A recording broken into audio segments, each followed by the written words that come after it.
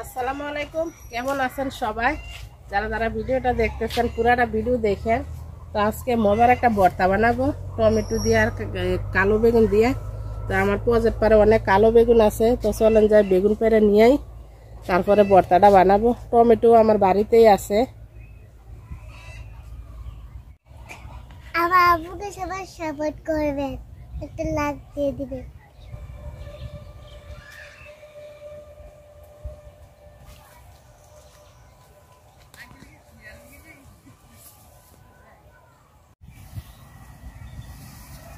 প্রচুর পরিমাণে রোদ,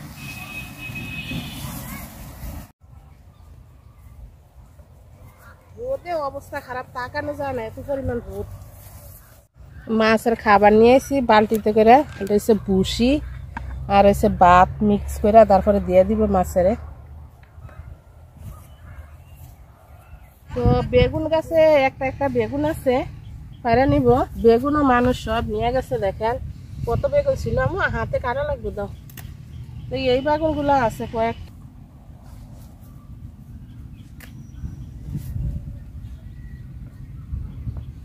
তো দেখি ওই পাশে আরো বেগুন গাছ আছে, কয়েকটা পারবো।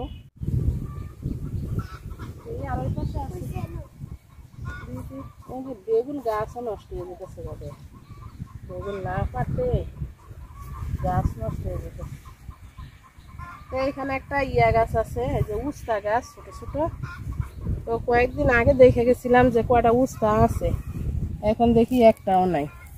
অনেকদিন আগে লাগাইছিলাম ওই গাছটা, ছোট্ট একটা দেখো, অনেকটি আসছিল দেখছি, নাই সব নিয়ে গেছে গা।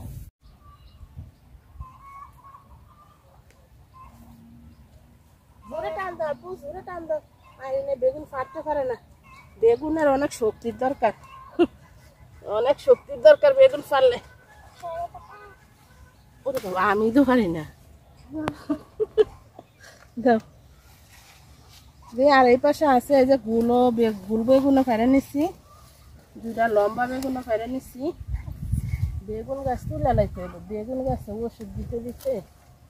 টমেটোর অবস্থা দেখেন, এইবার টমেটো সস্তা দেখে কেউ টমেটো খায় না।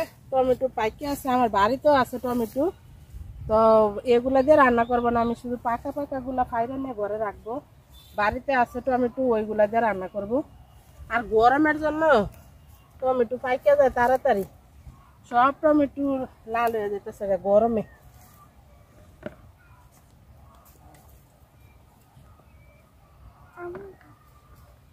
এই পাশে এই যে সব পাইকে, এই টমেটো দিয়ে রান্না করবো। এই টমেটো গুলা না টক টক, ছোট ছোট টমেটো সিদ্ধ হয়ে যায় খুব তাড়াতাড়ি। মাশাআল্লাহ অনেক টমেটো হয়েছে আমার এই গাছটায়, দেখেন কি সুন্দর দেখা যাইতেছে, একদম ছোট ছোট পাকা পাকা টমেটো। তেলে দেওয়ার সাথে সাথে এটা সিদ্ধ হয়ে যায়। তো বেগুনগুলো আমি কাইটা নিব। বেগুন গাছে ওষুধ দিতে দিতে জীবন শেষ, তো বেগুন গাছ রাখবো না, সব তুলে ফালাই দিব। কাইটা এভাবে কাইটা তারপরে বেগুন সিদ্ধ করব, আমি সিদ্ধ করে ভর্তা বানাবো।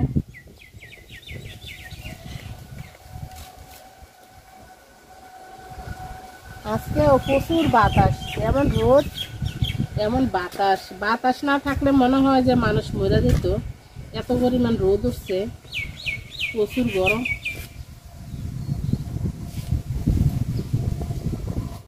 তো টমেটোগুলো কাটতে নেব, কি নরম টমেটো দেখেন।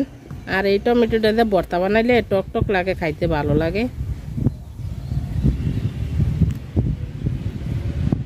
তো বেগুনটা সিদ্ধ করে নিব, আগে চুলা দিয়ে দিলাম।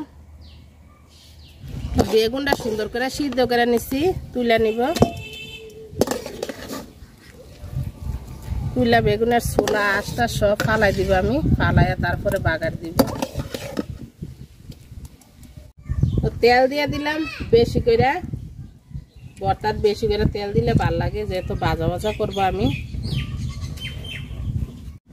তো আমি ভর্তার শুকনা মরিচ দিব, তো শুকনা মরিচটা আগে ভাজা নিব তেলে।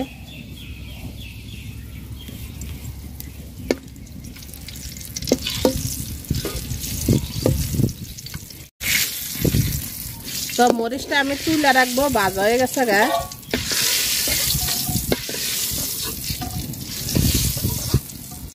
পেঁয়াজ কুচি আর রসুন কুচি দিয়ে দিলাম।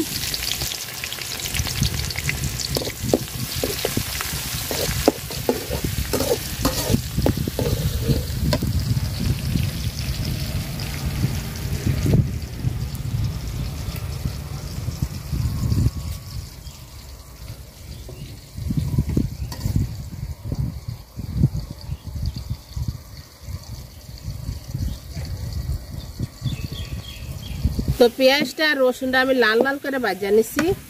টমেটো দিয়ে দিব আগে, টমেটো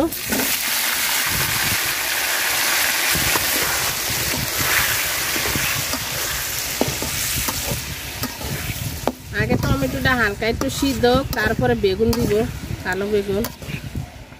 তো টমেটোটা তো অনেক পানি উঠছিল, তো পানিটা আমি একদম টানায় এনেছি। তো আগে লবণ দেয় নাই, লবণ দিলে আরো পানি উঠবো, তো লবণ দিয়ে দিলাম একটু,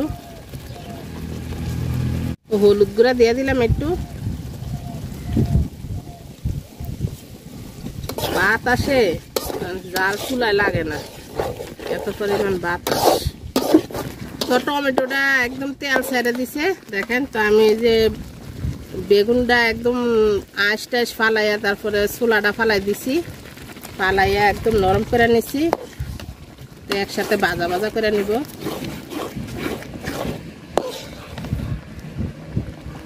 তো বেগুনের পানি একদম টাইনা গেছে। এখন এই যে শুকনা মরিচ যে রাখছিলাম ভাজা, শুকনা মরিচ আমি গুঁড়া করে রাখছি। তো শুকনা মরিচের গুঁড়াটা দিয়ে দিলাম। এই শুকনা মরিচের গুঁড়াটা দেওয়ার কারণে খুব সুন্দর একটা গ্রান আসবো ভর্তার থেকে। তো আর একটু ভাজা নিব, পানিটা একদম টানাই নিব আমি। তো ভর্তা দেখেন সুন্দরভাবে হয়ে গেছে, তেলটা উপরে বাইসা গেছে। তো ভর্তা নামাই নিব এখন। খুবই মজা হয়, ভর্তা বানায় খাইয়া দেখতে পারেন যারা যারা ভিডিওটা দেখতেছেন। আমি একদিন বানায় খাইছিলাম রোজার মাঝখানে, খুবই মজা লাগছিল, তো আজকে আবার বানাইলাম। তো যারা যারা এতক্ষণ ধরে ভিডিওটা দেখছেন সবাই অনেক অনেক ধন্যবাদ। আল্লাহ হাফেজ, আসসালামু আলাইকুম। সবাই খুব ভালো থাকেন।